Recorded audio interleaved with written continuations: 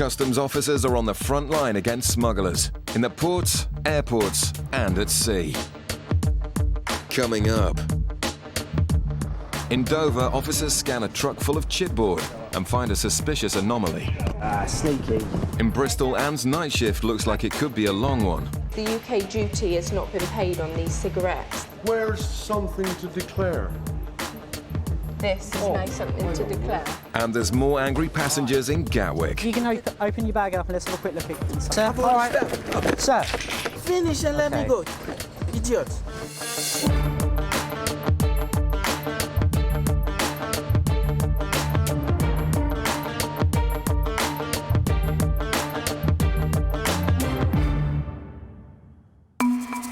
In Bristol, early morning flights are being targeted by customs officers, clamping down on passengers attempting to profit from cheap and illegal tobacco from outside the EU. Colleagues at the back are having a look, see if they can pick out any cigarettes or tobacco, possibly drugs as well. I'll stop whoever needs to be stopped. Yeah, we've got just the one bag. Is a black and grey, big, soft-sided full door. OK, thank you. It's bag coming through now.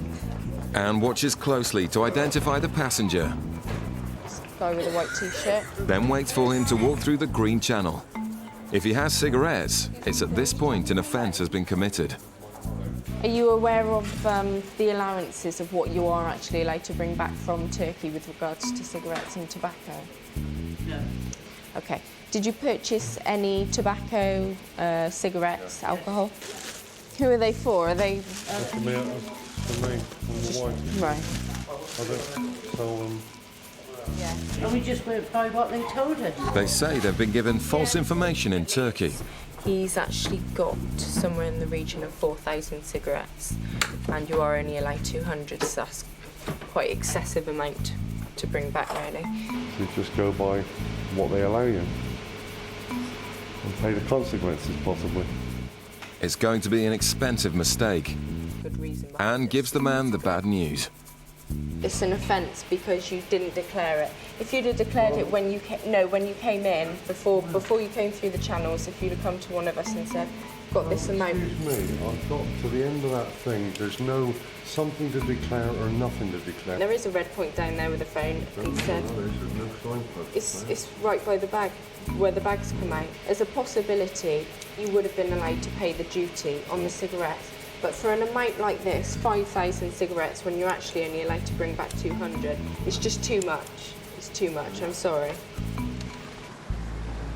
In Dover, customs officers are hunting for smugglers on a different scale. And trucks carrying certain cargoes set the alarm bells ringing.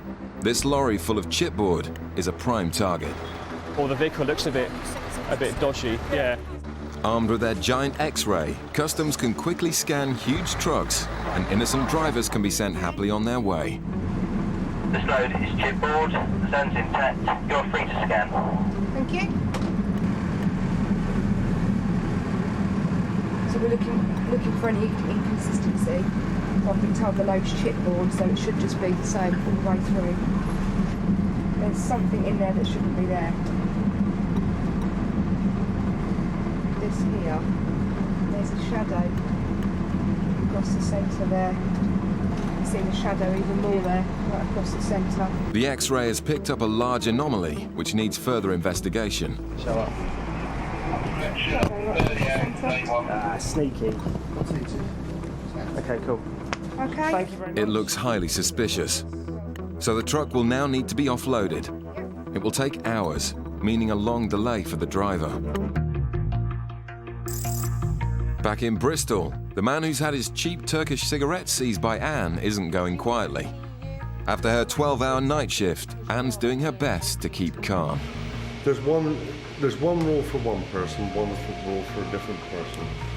One customs officer will allow one customs officer will allow something totally different. This is the kind of thing that puts small businesses out of business, and that is what they try to stop. No, it isn't. It's getting the money from for the government. It's a large amount, and it wasn't declared before you came through the channels. You actually came through the channels without making... What channels you're talking about? This point down here, these that you walked through. Just show me what you're talking about. The man doesn't have a leg to stand on, and Anne's patience is Right, being this tested first to the channel. limit. I understand at this point there is not a green channel because there is construction work taking place. Yeah. But everybody that wants to declare something should either speak to one of our officers that is stood here, or this red point here. There is a phone, and if you pick it up, you will be connected to a customs officer and you will need to declare what you have. This is a declaration. If you make this, we offer you to pay the duty. Unfortunately, you didn't do that. I had to stop you. I came from there. That, I walked over to here. Yes. I'm looking for my baggage. I come round here. I get my baggage. I look here. Nothing to declare. Arrivals from European Union. Whoosh. Where's something to declare? this is now something hang to on a minute. declare. Hang on.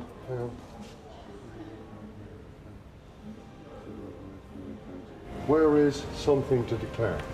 Well, it Now, doesn't come need off to it. say... Now, play the so- game. It doesn't need to say something to declare. You can read, obviously, and that's... Nothing to declare. Big letters. Yes, that is. I'm not going to argue anymore. Look, goods to declare, red point. Warning, if you have I failed to didn't make see the that. appropriate... I didn't know that.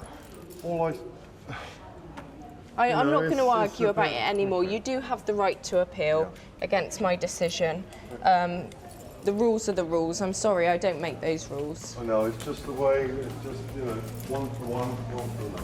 So I can keep these, can I? Yes. As a final act of generosity, Anne decides to let them have back their allowance. But the man's angry mother doesn't know how to keep quiet either. I think they should be sorted out. They're telling us one thing and law's another thing, though. I'm sorry, but I disagree with that. Undercover officers also take on cigarette smugglers, but on a global scale. In 2003, investigators in Bristol got a tip-off about second-hand furniture dealer Andrew Smith smuggling cigarettes from the Far East. Smith's level of business in his income tax returns didn't reflect on the lifestyle he appeared to enjoy. He had a large house and a swimming pool. It was decided that we would mount a surveillance operation on Andrew Smith to identify his associates and to gather evidence to support a likely prosecution for cigarette smuggling. One of these associates was a gentleman in Birmingham called George Grassick.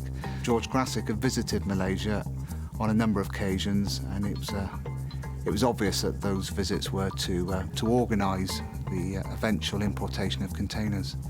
The investigation uncovered an extremely well-organised criminal gang bringing in containers of cigarettes to Southampton Container Port. What they were actually doing was piggybacking containers of flat-pack bunk beds from Malaysia and China. The cigarettes were in identical boxes to the flat-pack bunk beds. The only difference was no bunk beds. During this surveillance, officers in Southampton x-rayed a container hiding over 2 million cigarettes. But to guarantee a conviction and ensure the maximum sentence, officers also wanted to prove that Smith was responsible for coordinating the importation, which meant proving links to the Far East. It was clear that in Operation Commute that Smith must have had contacts in the Far East. One person identified through the surveillance was a Malaysian national female. Smith and the woman were clearly unaware that they were the focus of a high-level surveillance operation. In July of 2003, officers surveilled Andrew Smith and the Malaysian female at Heathrow Airport.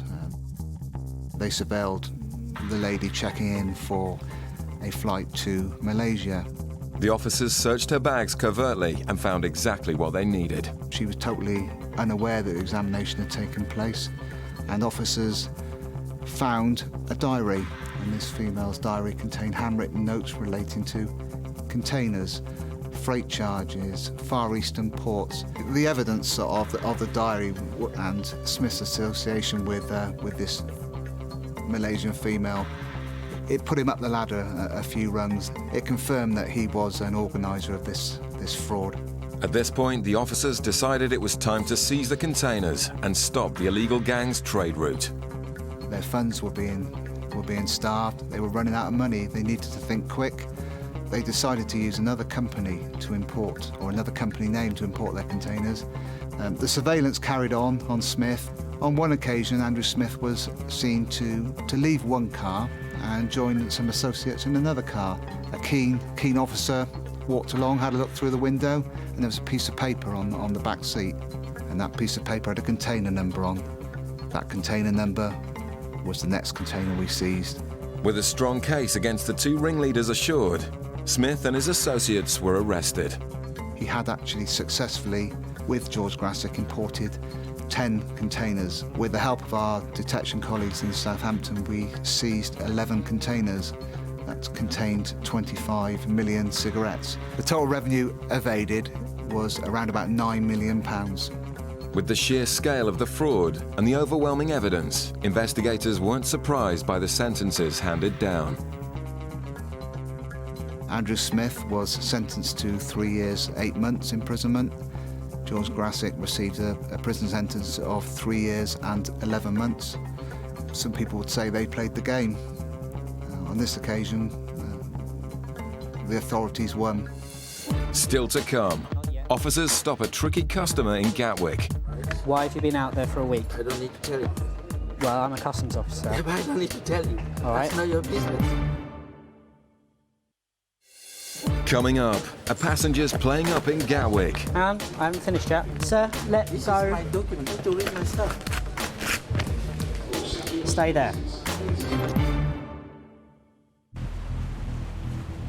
Off the coast of Cornwall, customs cutter searcher is patrolling the limits of British waters, hunting for yachts headed for the UK from the Caribbean. Right, we'll just leave St Mary's, the Scilly Isles, and we're going out to the west. And we're doing what we call a deep sea sweep. We're looking for anything that's out there, small commercial ships, yachts, fishing vessels. Then we'll go and have a look at them, and within the 12-mile limit we'll board them and see what they're up to. The Atlantic is increasingly dangerous at this time of year, but smugglers are prepared to risk their lives in the hope of sneaking drugs into the UK undetected. Territorial waters, we've got the power to board any vessel and ask people questions of where they've come from and search of vessels. Colin uses a powerful radar to scan the ocean for yachts. It tells us there's a target there, and that allows us to watch his course and speed, see where he's going, which direction he's going for a start. And then we'll go and actually have a look at him. It's nice to find things, because it gives the guys a buzz. That's what you're here for in the first place. But today there's nothing around but a vast ocean. And it's easy to see why the cutter crews are the most sought-after jobs in customs. Beautiful, aren't they? And that was the game you used to do. You could see how close you get to the passage yard. The chipboard truck with a suspicious X-ray is now in the search bay. The German driver is questioned, while Michael tries to uncover anything stashed inside the load. Well, it's a load of chipboard. So what we've done is we drilled in 2 holes towards the back. As I drilled through, it kind of went down about that deep and then just gave way. And as I pulled the drill bit, I could smell a little bit of tobacco, and also I could see little bits of tin foil. The only problem is with wood, sometimes because the drill, it burns it when you're drilling. It can smell a little bit like, kind of tobacco type smells. It could be a false alarm, but as the top layer of chipboard comes off, the source of the tobacco smell becomes very clear. Michael has uncovered a massive haul of cigarettes in a coffin concealment. The driver is arrested immediately. Verstehe sowieso gar nichts. Anything we do say, make a different evidence. You understand? Weiß es.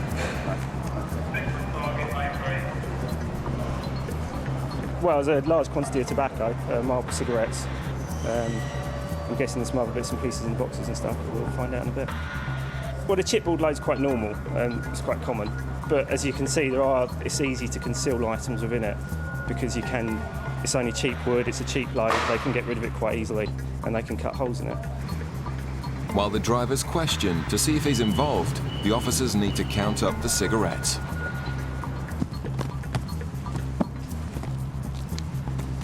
How much was it? You got 160,000 in there, in the boxes, and Yeah. 160,800 on the pallet. So in total it's 320,800. Just one. So times that by 6. In all, nearly 2 million cigarettes. Because you spend so much time looking in lorries and not finding stuff, because obviously, you know, not everyone's bringing things in. So it's good to find something. That's a good number as well. This is what we kind of want to get, really, because this is the big numbers. In Gatwick, the baggage X-ray has picked up a suspiciously empty suitcase, and customs want to talk to the passenger. Officers have to tackle all kinds of passenger, and some are more cooperative than others. Hi, sir. Hi, where have you come from today? Tripoli, yeah? Okay, just want to bring your bag over here first. Just here. Officers ask simple questions to work out if further investigation is needed. But this man is making things difficult. Yeah, no, that's fine. We'll try and make this as painless as possible. But you need to be quick, yeah? But I understand I've got to do my job, though, yeah? Just, first of all, whereabouts are you going to in the UK? Where's home for you here? Well, I live here. Yeah, where's home? Check it in your system. All right, if you tell me, then I won't have to go and check it. Then you go and check it. No, if you do, just tell me where you go. Give me a break, then just let me go. Why have you been out there for a week? I don't need to tell you. Well, I'm a customs officer. Yeah, but I don't need to tell you. All right. That's not your business. Did you pack the bags yourself? Yes, yeah. And do you know what's inside your bags? Listen, I have just opened it. All right. Can you check? Well, if you can open your bag up and let's have a quick look inside again. Officers were alerted by the empty bag, but are now very intrigued by the man's demeanour. Just got an empty bag, yeah? All right. Okay, that's all right. No. I won't need to take everything out. My son is just looking for me. Just get. All right, sir. All right. Sir. Get on my notes.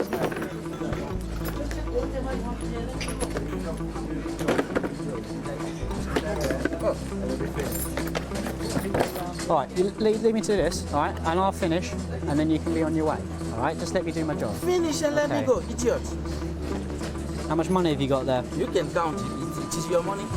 No, it's your money, so, Yeah, tell me how much you got. What does that have to do with you? So? What does that have to do with you? I just would like to know how much you've got there. I don't need to tell you. All right, fair enough. Imbecile. Unless the man starts to cooperate, this baggage search could take quite some time. Searchers' deep-sea sweep has so far been a washout. Well, I'm heading back in for St Mary's now.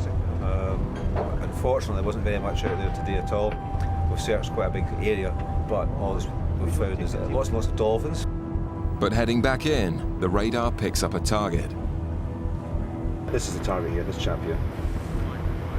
The yacht appears to be coming from the Canaries, a frequent transit point for drugs from Africa and the Caribbean.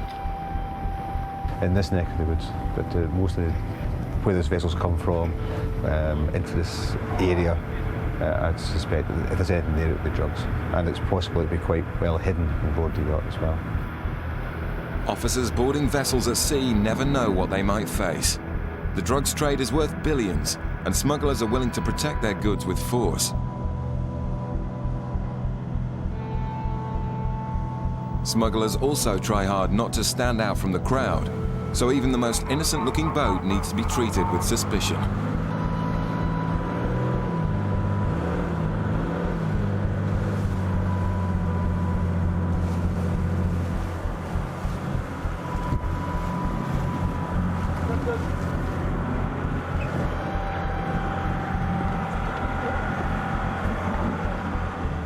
This boat seems harmless, but they can't afford to take anything for granted. It's just a customs visit. One of my colleagues is just going to have a quick look around. How many people are there on board in total? 4 of us. It's just the 4, is it? Nobody else down below? Just let my colleague have a quick look, come back to me and let me know. Okay. Do you have any drugs on board? Cigarettes, spirits, narcotics, or firearms, guns, knives, explosives? You've got knives for the kitchen, that's fine. While the officers question the crew, the officer searching below deck signals the all clear. No, he's happy. He's happy. He does that when he's happy. Well, I thought I killed him. They decide that the boat is clean. and the happy crew sail off into the sunset. Yes, Ray, Billy. That's us just left the Dutch yacht.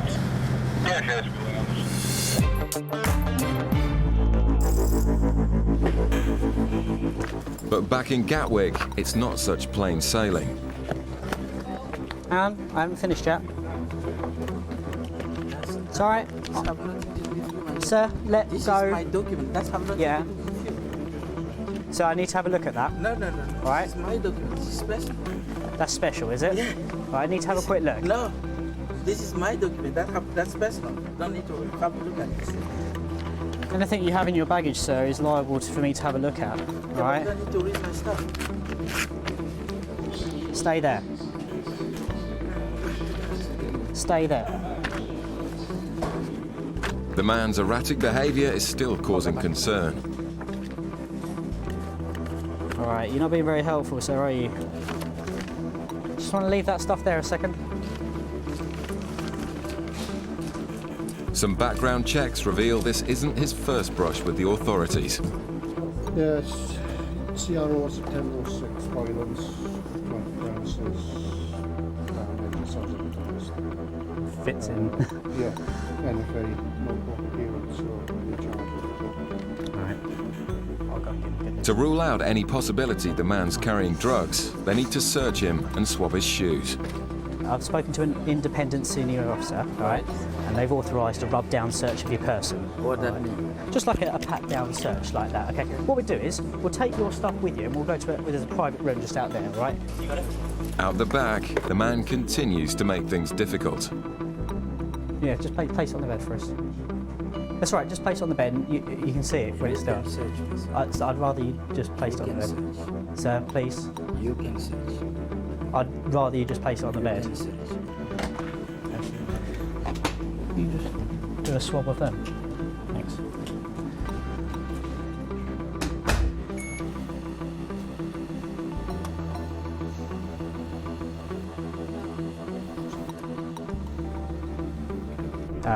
It's got 2 mobile phones plus another SIM card. But again, nothing on the shoes, so there's no other reason to hold them. So, all right. In the end, it was all a lot of fuss about nothing. The smallest reason someone can just kick off, and he just threw his dummy out the pram and just chucked everything around, and that was about as much as he could do. You know in those first couple of seconds if it's going to be worth it or not. With him, and it's definitely worth taking further just to see what his story was really. The driver of the chipboard truck was released on bail, while investigations into who's responsible for the 2 million cigarettes continue.